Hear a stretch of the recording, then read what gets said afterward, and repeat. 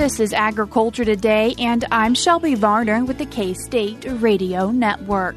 Beginning today's show is Iowa State University livestock economist Lee Schulz with a cattle market update. He also explains why there is widening between the hog and cattle markets.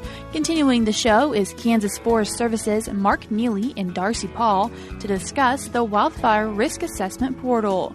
They also mention an upcoming event where people can learn more about the tool and how to use it. K-State wildlife specialist Drew Ricketts completes today's show with information about fall food plots for deer. There are many planting options, but Drew shares his recommendation. That and more is coming up ahead on Agriculture Today.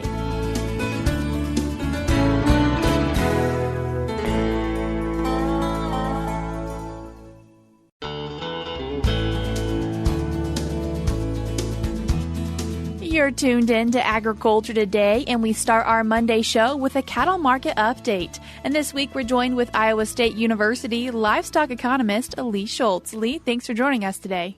Glad to be back once again. Talking about the cattle market, first talking about cash. Cash market held up, so we'll get into talking about futures here in a bit. But when we looked at cash in the north, we traded live in that 184 range. South was more in the 183. I think it was pretty inactive overall for the week. And really, I think we got some bids that were equal to the prior week, early in the week, and that kind of held prices where they're at. Futures, tale of a much different story. We looked at a big sell-off early in the week.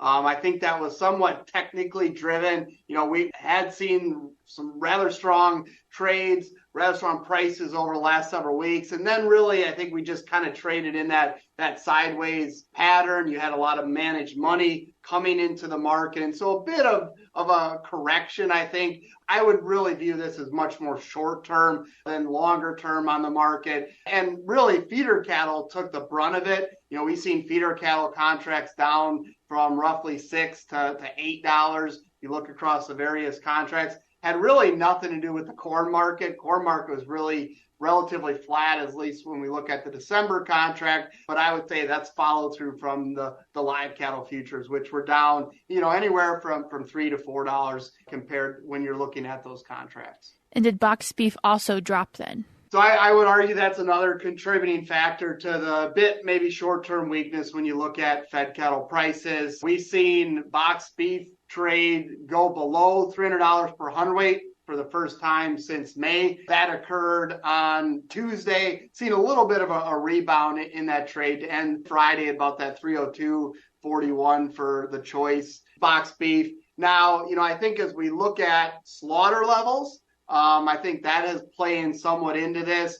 I'd argue that packers, at least in the short term here, have some inventory on hand. That would be indicative of where prices have kind of held pat. And then when you look at slaughter levels, we were down when you compare to Saturday of the prior year, we were down 8.2%. And even compared to last week, we were down 2.1%. So I think, we're seeing a little bit of weakness maybe in cattle demand, at least here in the short term. And that really bore out in some of the slaughter numbers.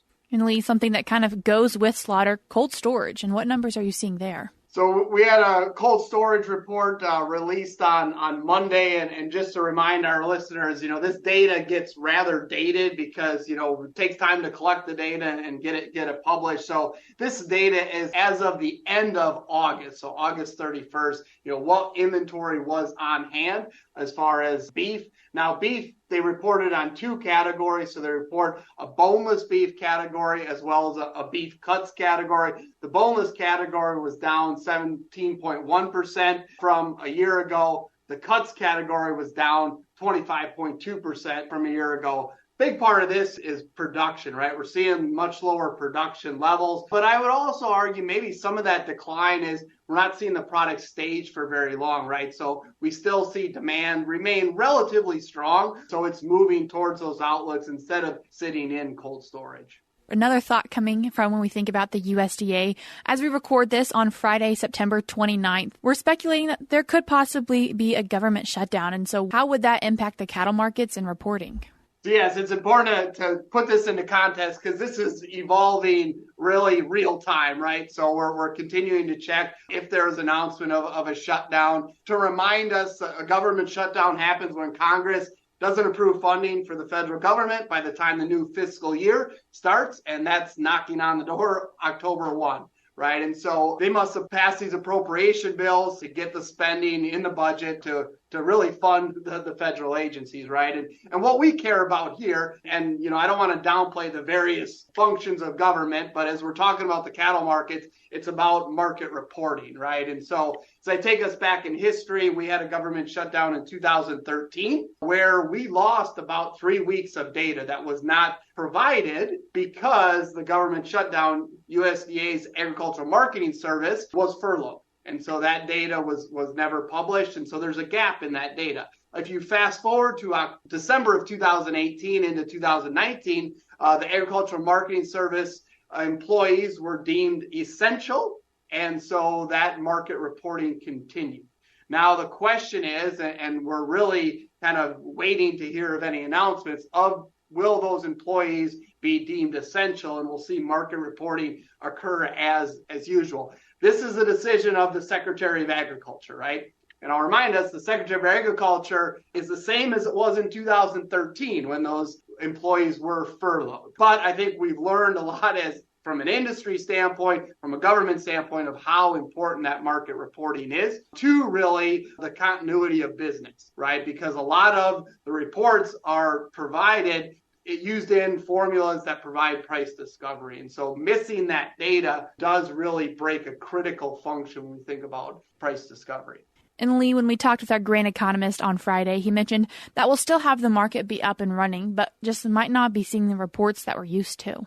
Absolutely. So trade will still occur. Animals will be bought and sold. And I think that's the important thing to keep in mind. It's just realizing that market intel when it comes to market reporting, as well as those reports, again, are used in formula trades. And so if that data is not available, we have to go to the next best option. And that may be different by various formulas. So again, that will be something important to monitor because it is critical in some of how those prices are discovered. And talking about another market now, talking a little bit more about the hog and swine market. While not the cattle market, still something for us to kind of keep an eye on as it is a competitor of cattle. And a recent report that was released on September 28th kind of shared some interesting information. Yes, and so I'm the Iowa guy. So again, we're about a third of pork production. So this is something that I certainly follow intently. But also, as you alluded to, we need to keep in mind competition for protein, right? And so when you think about beef prices relative to pork prices, there is a substitution effect there by consumers. And now some research has shown that maybe that substitution effect isn't as large.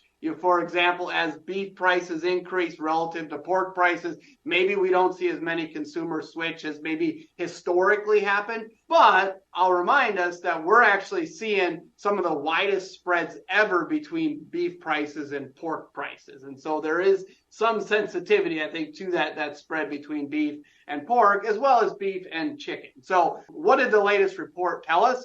Well, I think overall it was pretty bearish for the hog market.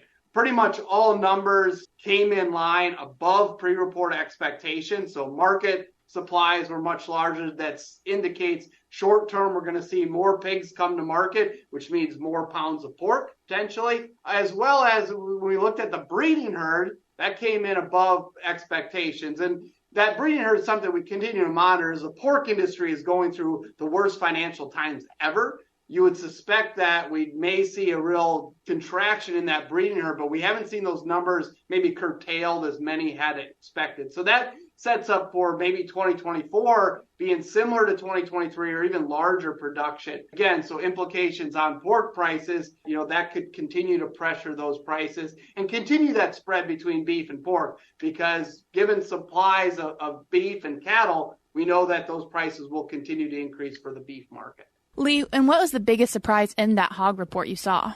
To me and to many others, it has to be the increase in productivity. So USDA, they provide an estimate of pigs saved per litter for the June-August quarter, which would be the latest quarter reported. And that number was up 4.3% compared to year-ago levels. The last two quarters have seen dramatic increases in productivity. I think there's a lot of factors contributing to that. I think we've seen maybe lower disease incidence, which has helped provide increases in productivity, maybe an indication that the labor challenges that we've faced over the last several years are maybe starting to work themselves out a little bit. I think we still really remain tight in our labor supplies. And then I think some of the ongoing culling, maybe culling the older, less productive sows, is contributing to that increase in productivity. And so as we look at all of these events that are taking place around the United States and in the Midwest, kind of what do you want cattle producers to pull from it? So I think as we reviewed last week's trade, I think it's very much a short-term blip.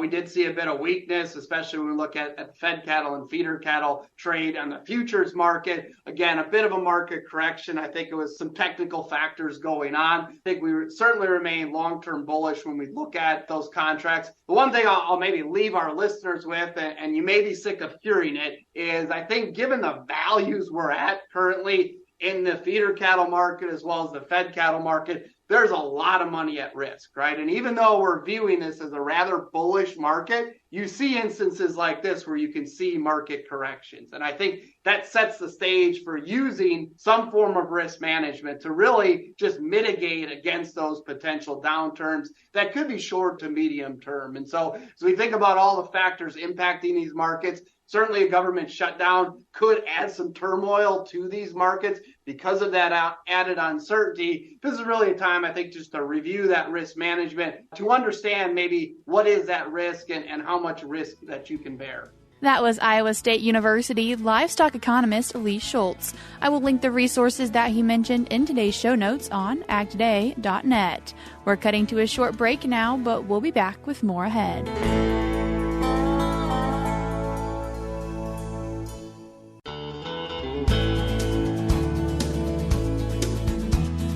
You're tuned back into Agriculture Today, and we continue our show discussing a new product from the Kansas Forest Service. And to discuss that product, we're joined by Fire Management Officer Mark Neely and Geographic Information System Analyst Darci Paull. Mark, Darci, thank you both so much for taking the time to join us today. Thank you for having us. Glad to be here. And Mark, before we discuss what this new product is, first a look back of what the history of fire seasons have been like in Kansas. Kansas is a state that's very used to fire. Historically, we've had fires across the plains pre-settlement. We've adapted to that, and they haven't gone away. They've just gotten a little bit more destructive with people moving into more rural areas. The landscape is changing. Land management practices are changing. The vegetation that's out there is changing also. We've also seen some more extreme weather events that have led to some wildfires and some very large catastrophic wildfires. And so we saw the need for a tool to help that. And so, for instance, Kansas, surprisingly, most people wouldn't know, but we have over 5,000 wildfires a year. We're usually in the top 5 in the country on the wildfire occurrences according to state data. But last year, in 2022, not 2023, but in 2022, the last full year of data, we had over 8,000 wildfires. So that was a huge increase, over 3,000 more wildfires on average than we had seen in previous years. We had some really destructive ones. And so then 23 came around, and the outlook was poor. It was going to be another tough fire season. We were already in a drought, a long-term drought, but it didn't quite come to fruition. It was not a long fire season. We did get hit very hard for a very few short weeks, and we had aviation flying. We had a lot of task forces helping out, a lot of the neighbors helping neighbors recover from these fires. So it was short-lived, but it was very destructive in that time frame. And then we got the rain. Right now, we're looking okay, but I always joke that fire service are complete pessimists because when it rains, we don't say thank you for the rain, there's no fire danger. We say, oh man, it's going to be more fuel for the next time it dries out to have more destructive fires. So that's what we see right now is like, holy smokes, what's it going to be like next spring? And talking about possibly a product to help kind of keep track of those wildfires, something, Darci, you've spent years working on, a Wildfire Risk Assessment Portal. So what is that? Sure. In 2005, the Council of Western State Foresters combined and worked together to make a West-wide risk assessment. And that we are on the very eastern edge of the Western State Foresters Council. So you're imagining mountains in California and Kansas. And so it doesn't make California looks like it has the wildfire risk, but Kansas doesn't. And so we took that data and we updated it. First off, because, it was several years old. This was 2005, and I started working on it in 2018. And then the thing we really wanted to include was fence data. We had been through Starbuck Fire, we had been through Anderson Creek Fire, and we'd seen the devastation of how that had impacted rangeland and fences. And we needed to capture fence data because it is costly and it takes a lot of time to put up. So we captured that, so that would be more Kansas-centric. And just updated fuels data and other items, fire occurrences. We have more accurate fire occurrence data now, too. So those are really important to where we can actually show where fire risk is in Kansas. How is this portal being used, or what's its purpose?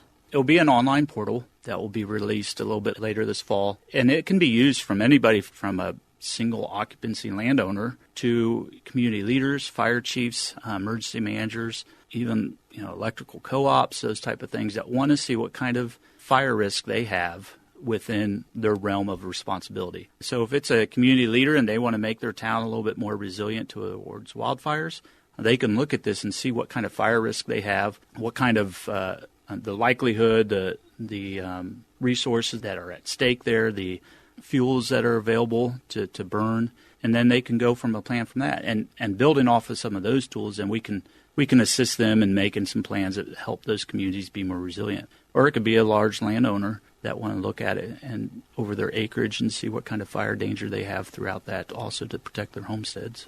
Really giving people an opportunity then to say how much risk I'm at and can I do something to reduce that risk? That's right. So it will show the risk, and then we have, hey, what can you do next?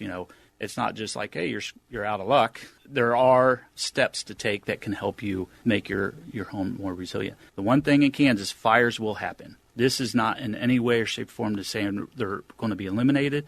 This is just saying we can help you become more resilient for this naturally occurring fires that happen to keep your homes, your property, your livestock, and those type of things a little safer. And Darci, this is something you spent over 5 years working on and getting implemented and ready for Kansas. And so what are a few of your favorite tools that you hope to see people use? You spend a lot of time on something and you're always like, how are they going to use this tool? And I'm very curious to see how they're going to use it. But it is neat for me to be able to hand it to the landowner, someone like my parents that don't know anything about wildfire, don't know anything about GIS. They can Google or put in their address. It zooms right to it, tells them the wildfire risk, and they can print off a report, and the report tells them how to mitigate that risk and what this means. And I think that is just an awesome tool for us to give Kansans. And then if you're a bigger land manager or emergency management person or firefighter, you can actually go into the advanced viewer, which does require a login, so we can kind of keep track of who's looking at that information and what they're looking at, just for our kind of reporting side of things. And they can choose, a fire district. They can choose a county. They can choose all these different things and pull down a bigger report that would give them more information. There's more layers in there.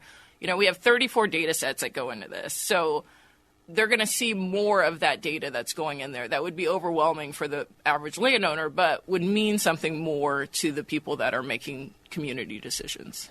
Does this cost people to use? Nope, it's a free-to-use tool. We've gotten some grants over the years to help with this, and it is a costly product, but it's a very much needed product in the state, and so there's no cost to any Kansan or even out of state. Now, obviously, if you type in an address in Iowa, it's not going to come up, but for those out-of-state landowners that have property here, they can access it and see what their properties are looking like, be that wherever they live at the time. I think it's important for Mark and I and the rest of the agency that we want to update this. We don't want this to be a one-time thing. It's something that we'd like to update every 5 years or so we can increase. Fire occurrence data gets better all the time. We'll have better fuels data, et cetera. That way we can keep improving the data set. So it's not going to be a static product. And Darci's mentioned a couple times that fire occurrence, that's a huge data set in there. And that's something that we've worked on for quite a few years to try to get the message out that how important it is to report each fire. And that's something that with these updates, if we get the fire occurrence reporting that we're seeing now and even an uptick in it, the fire risk will be a lot more reflective across the state than it would be now because we're dealing with some older data right now. And this portal can help people learn more about how to mitigate fire risk around their area, but will there be an opportunity for people to learn even more about that from the Kansas Forest Service? We'll have an opportunity there to even contact a person in your district. So we have district fire management officers throughout the state. And if you have a concern by looking at the portal and you want to do more and maybe more even outside of what the publications and the tips that we give on the portal, you feel free to contact us at kansasforest.org.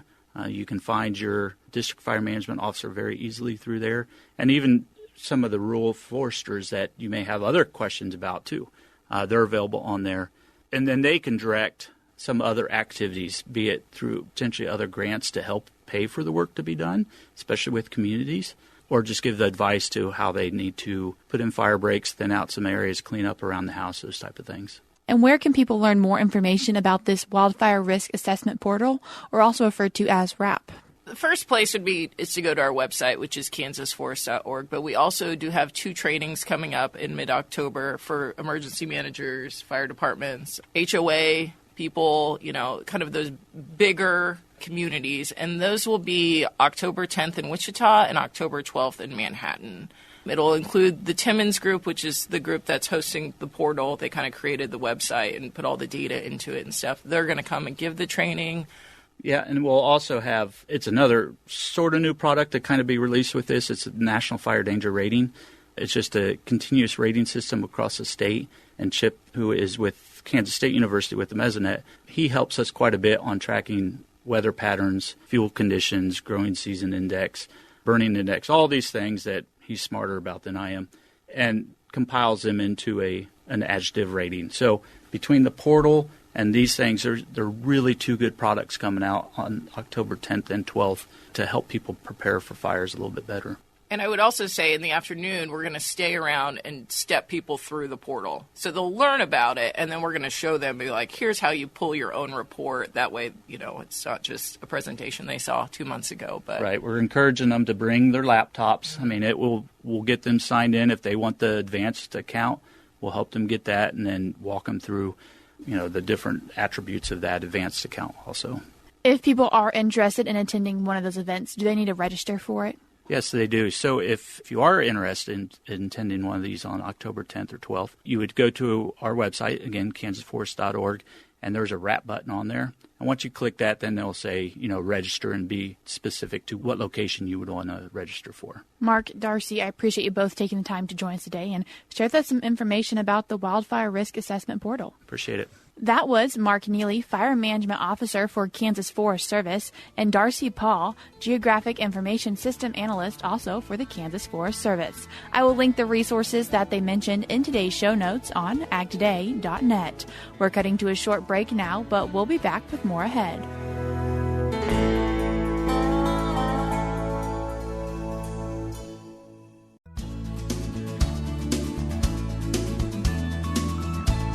You're tuned in to Agriculture Today, and we conclude our Monday show with some information from K-State's Wildlife Department. And today we're joined with K-State Wildlife Specialist Drew Ricketts. Drew, thanks for joining us today. Yeah, thanks for having me, Shelby. Drew, today talking about feeding deer, but before we even talk about that, mentioning how important it is for people to go out and test their soil. That's right. And specifically today, I wanted to talk about food plots. We've been talking about feeders a lot, but we're not going to talk about those today. And one of the really important things when we're thinking about planting food plots is to treat it just like we were farming. And the first step in that is to do a soil sample so that you can see what nutrients are deficient for the crop that you might want to plant and what you need to balance in terms of pH and those sorts of things. And Drew, when people get those soil tests back, taking the time to correct whatever is needed. There's no point in doing a soil sample if you don't amend to correct the things that are lacking. And when you submit that soil sample, it's going to take probably a couple weeks to get back to you. So we may be sort of running on the verge of being too late this year to think about that, but definitely planning for the future, do that soil sample before you plant. And talking about those nutrients, what are a few that people need to keep in mind? So one of the reasons and one of the